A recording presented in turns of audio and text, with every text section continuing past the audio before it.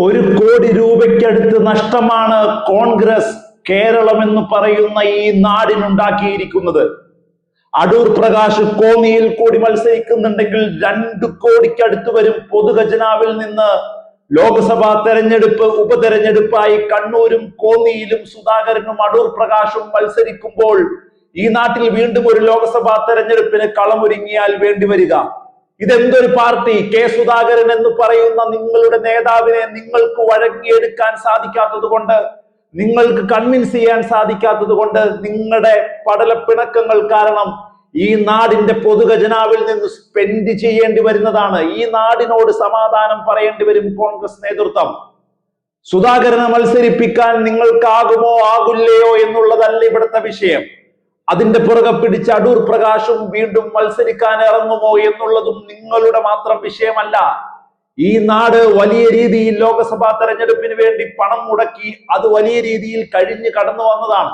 അവിടേക്കാണ് വീണ്ടും ഈ പറയുന്ന അധികാരമോഹത്തിൽ സുധാകരനും പ്രകാശും നീങ്ങുമ്പോൾ വീണ്ടും ചെലവഴിക്കേണ്ടി വരുന്നത് എന്നുള്ളതാണ്. ഈ നാടിലെ ജനങ്ങളെ കോമാളികളാക്കുന്ന, അവരെ വിഡ്ഢികളാക്കുന്ന, അവരുടെ ജനാധിപത്യ മൂല്യങ്ങളെ കാറ്റിൽ പറത്തുന്ന ഒരു പ്രക്രിയയിലൂടെയാണ് കോൺഗ്രസ് കടന്നു പോകുന്നത് എന്നുള്ളത് തിരിച്ചറിയാതെ പോകരുത് രാഷ്ട്രീയ കേരളം.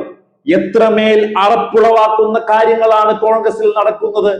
പുതുയുഗയാത്ര അനന്തപുരിയുടെ മണ്ണിലേക്ക് എത്തുമ്പോ സ്ഥാനാർത്ഥി പട്ടിക വേദിയിൽ ഞാൻ ഉയർത്തി കാണിക്കാൻ പോലും തയ്യാറാകുമെന്ന് കോൺഫിഡൻസോടെ പ്രകടനം നടത്തിയ, വലിയ പ്രസ്താവനകൾ നടത്തിയ വി.ഡി. സതീശൻ തെരഞ്ഞെടുപ്പ് കമ്മീഷൻ തീയതി പ്രഖ്യാപിച്ചാൽ 24 മണിക്കൂർ കൊണ്ട് ഞങ്ങൾ സ്ഥാനാർത്ഥികളെ അണിനിരത്തുമെന്ന് പറഞ്ഞ സതീശൻ ഡൽഹിയിൽ ഇപ്പോഴും തുടരുന്നുണ്ടെങ്കിൽ, കെ സുധാകരൻ കണ്ണൂര് കിട്ടാതെ കേരളത്തിലേക്ക് മടങ്ങി വരില്ല എന്ന് പറയുന്നുണ്ടെങ്കിൽ, പേരാവൂരിൽ ശൈലജ ടീച്ചറിനെതിരെ മത്സരിക്കുന്ന സണ്ണി ജോസഫ് ഇപ്പോഴും പേരാവൂരിന്റെ മണ്ണിലേക്ക് ഡൽഹി വിട്ടു വരാൻ കഴിയാതിരിക്കുന്നുണ്ടെങ്കിൽ അത്രമേൽ ദുർബലമായ ഒരു പാർട്ടിയായി നിങ്ങൾ മാറുന്നു എന്നുള്ളത് കൊണ്ടാണ്.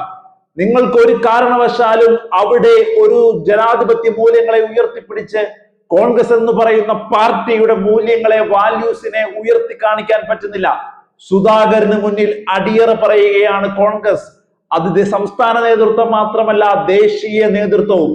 രാഹുൽ ഗാന്ധിയും പ്രിയങ്ക ഗാന്ധിയും സോണിയാഗാന്ധിയും അടക്കമുള്ളവർ പോലും ഇടപെട്ടിട്ടും സുധാകരൻ എന്ന് പറയുന്ന ഒരൊറ്റ വ്യക്തിയിൽ കോൺഗ്രസ് വട്ടം കറങ്ങുന്നുണ്ടെങ്കിൽ അത്രമേൽ ശിഥിലമായി, വാല്യൂ ഇല്ലാത്ത, ഫേസ്ലെസ് ആയി കോൺഗ്രസ് മാറി എന്നുള്ളതാണ്. ഹിന്ദി ഹൃദയഭൂമിയിൽ ഈ രാജ്യത്ത് പ്രതിപക്ഷത്ത് പോലും ഒരു ശബ്ദമാകാനാകാതെ കോൺഗ്രസ് ഒറ്റപ്പെടുന്നുണ്ടെങ്കിൽ അതിന്റെ യഥാർത്ഥ കാരണം കൂടിയാണ് പുറത്തു വരുന്നത്.